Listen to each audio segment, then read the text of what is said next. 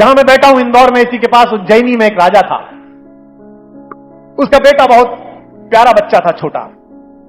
वो राजा अचानक मारा गया, उज्जैनी का। उसका छोटा भाई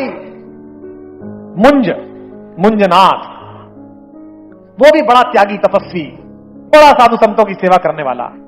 जब राजा मर गया तो युवराज 5 साल का था। युवराज का नाम था भोज। नाम सुना है? सुना है नाम? इसके नाम पर भोपाल है, भोजपाल, धारा नगरी का राजा। तो मुंज ने राज्य संभाल लिया कि जब तक ये बच्चा 15 साल का होगा, इसका राज्याभिषेक होगा, तब तक मैं चला दूंगा। 10 साल राज्य चलाया। अब जब 9वां साल आया, 9.5 साल बीते, तो जो कैबिनेट में लोग थे उनके मन में डर जागा। उन्होंने मुंज से कहा कि भाई साहब, अब तो सत्ता हाथ से चली जाएगी, भोज राजा बन जाएगा। और भोज बड़ा लोकप्रिय था, बड़ा हैंडसम था, बड़ी अच्छी तलवार चलाता था, बड़ा न्यायप्रिय था, कविताएं लिखता था संस्कृत में।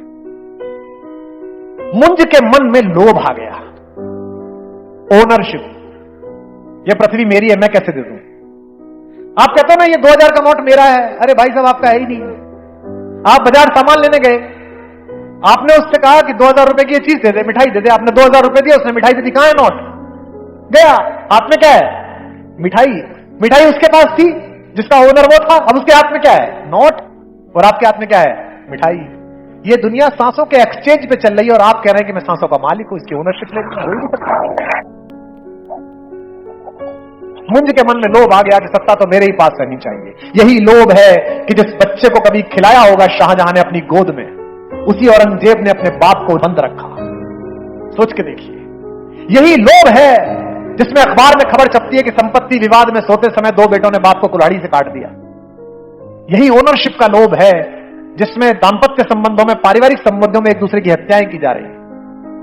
मैं जो सुना रहा हूं, आज के बाद आपके मन का प्रोसेस बदल जाए तो किसी और का प्रोसेस बदलने की कोशिश करना। मुंज ने कहा कि अच्छा ऐसा करो, इसको मार देते हैं। उसने अपने सबसे विश्वास पात्र सेनापति को बुलाया और कहा कि तू ना राजकुमार को जंगल ले जा, शिकार खेलने के बहाने, और वहां जब राजकुमार अकेले हो, निहत्थे हो, तो तलवार से उनका सिर काट देना और मुझे तलवार लाके दिखाना। सेनापति को समझ में नहीं आया। उसने कहा, यह मेरी आज्ञा है, मैं राजा हूं, जा। सेनापति चला गया। जब जंगल में गए तो सेनापति के माथे पर पसीना आने लगा। सात्विक लोगों को देखकर बुरे विचार अक्सर पसीने से भर जाते हैं। तो भोज ने पूछा कि इतने घबराए हुए क्यों लग रहे हैं? तो सेनापति ने कहा कि युवराज, एक बड़ा कठिन और नीचतापूर्ण काम करने जा रहा हूं, जिसके लिए ईश्वर मुझे क्षमा नहीं करेगा। भोज ने पूछा, ऐसा क्या काम है? ने कहा, आपके चाचा ने, राजा मुंज ने मुझे यह कहा है कि मैं आपको मार दूं ताकि वो राजा बने रहे। तो भोज घोड़े से नीचे उतर गए और घुटनों के बल बैठ गए और कहा कि अगर राजा ने आज्ञा दी है तो राजा आज्ञा पूरी कर। तो वो रोने लगा। उसने कहा, ये तलवार आपके पिताजी ने मुझे भेंट की थी जब मैं सेना में भर्ती हुआ था। इस तलवार से उनके बेटे का सिर कैसे काटूं? तो भोज हंसने लगे। बोले, तू मुझे मारना भी चाहता है और मार भी नहीं पा रहा है, बता मैं तेरी क्या सहायता करूं? मैं तो तेरी यही सहायता कर सकता हूं, मुझे मार दे, चाचा को बता दे। तो सेनापति ने रास्ता निकाला। बोला, एक काम करिए, ये धार की पहाड़ी पार करने के बाद मेरी एक बहन रहती है, और आप तो वैसे भी साधु स्वभाव के आदमी हो, आप तो कहते भी मुझे साधु बनना है, मुझे संन्यास लेना है। आज ही संन्यास शुरू करिए। आप मेरी बहन के घर रहिए और वहां से आगे निकल जाइए हिमालय। आप भी बच गए। बोले, तू क्या करेगा? बोले, ये जो हमने अभी शिकार किया है, इसके खून को मैं लगाकर तलवार पर राजा को दिखा दूंगा कि आपको मार दिया। बोले, ये ठीक है, जा, मैं तेरी बहन के घर विश्राम करता हूं। तो बोले, एक सेकंड सुन, मेरा चाचा तुझसे पूछेगा कि जब मैं मर रहा था तो मेरे मन में क्या था? बोले, हां, ये पूछ सकता है। तो बोले, मेरे चाचा बड़ा विद्वान आदमी है, मेरी ओर से श्लोक दे देना।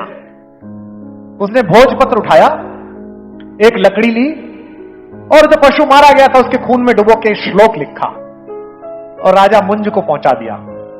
वो श्लोक था कि मानधाता च महीपति कृतयुगा अलंकार भूते गतः अन्ये चाप युधिष्ठिर प्रभृति।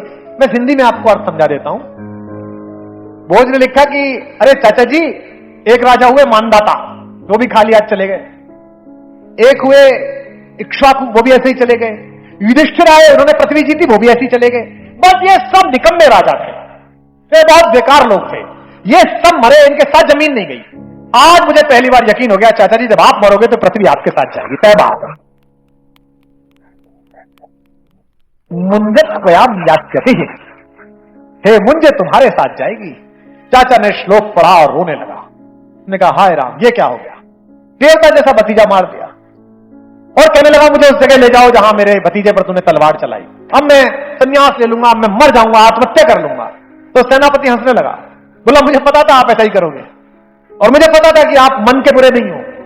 आपके चारों तरफ जो लोग हैं वो मन के बुरे, उन्होंने आपकी बुद्धि भ्रमित की है। कैकेयी बुरी नहीं है, मंथरा बुरी है। परिवार के बाहर खड़ा हुआ कोई भी व्यक्ति अगर तुम्हें सगे भाई, सगी बहन, संबंधी और माता पिता के बारे में बुरा बताकर कहे कि मैं तेरे साथ हूं, तो समझ लेना वो तुम्हारे साथ नहीं है, वो तुम्हारी हानि के साथ है, वो तुम्हारे अपयश के साथ है, वो तुम्हारे पतन के साथ है। तो उसने कहा कि मुझे पता था कि सारे दरबारी आपके बदमाश हैं, आप अच्छे आदमी। राजा भोज मरे नहीं है, युवराज मरे नहीं, वो मेरी बहन के घर है। राजा ने घोड़ा निकाला, दौड़ाता हुआ धार के पर्वत पार करता हुआ गया और भोज के पास चरणों में लिपट के रोने लगा। भोज ने चाचा को उठाया और गले लगाया और कहा चाचा क्या बात हो गई, आपकी इच्छा अनुसार तो मैं साधु बनना चाहता हूं। उसने कहा नहीं, यह संभव नहीं है, साधु तो मैं ही बनूंगा, अब तू राजा बनेगा। और मुंज अप्रतिम साधु के रूप में विख्यात हुए और भोज यशस्वी राजा के रूप में